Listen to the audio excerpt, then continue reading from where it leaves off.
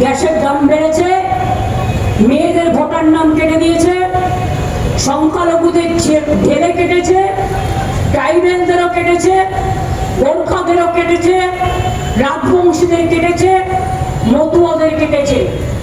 দিনহাটায় শুধু একটা অ্যাসেম্বলিতে মনে রাখবেন 36,000 ভোট কেটেছে। ওখানে রাজবংশীরা ম্যাক্সিমাম থাকে। আমার কেন্দ্রে 60,000 কেটেছে। আমি বলি পুরো ভোটটাই তো কেটে নিতে পারতে। তাতে যদি তোমার একটু দুয়ের ভোট খেতে, তুমি সবটা কেটে নাও।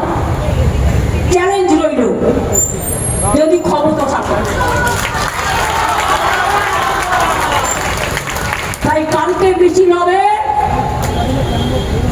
গ্যাস নাই, রান্না নাই, গ্যাস নাই, খাবার নাই। সেই জন্য হাঁড়ি, কড়াই, বাটি, ঘটি, হাতা, খুন্তি দিয়ে প্রতিবাদ মিছিল হবে কাল আন্তর্জাতিক মহিলা দিবসে।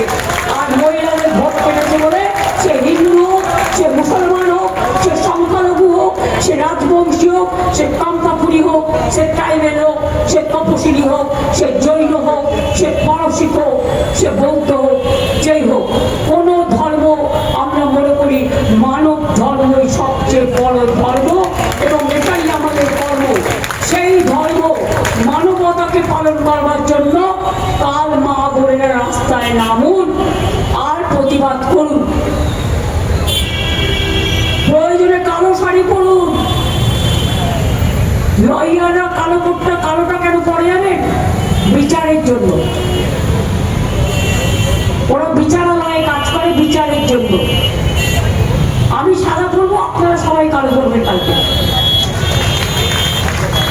এটা কিন্তু প্রতিবাদের জন্য, কোনো অশান্তির জন্য নয়, কোনো বিশৃঙ্খলার জন্য নয়। প্রতিবাদের ভাষা আপনাকে বেছে নিতে হবে।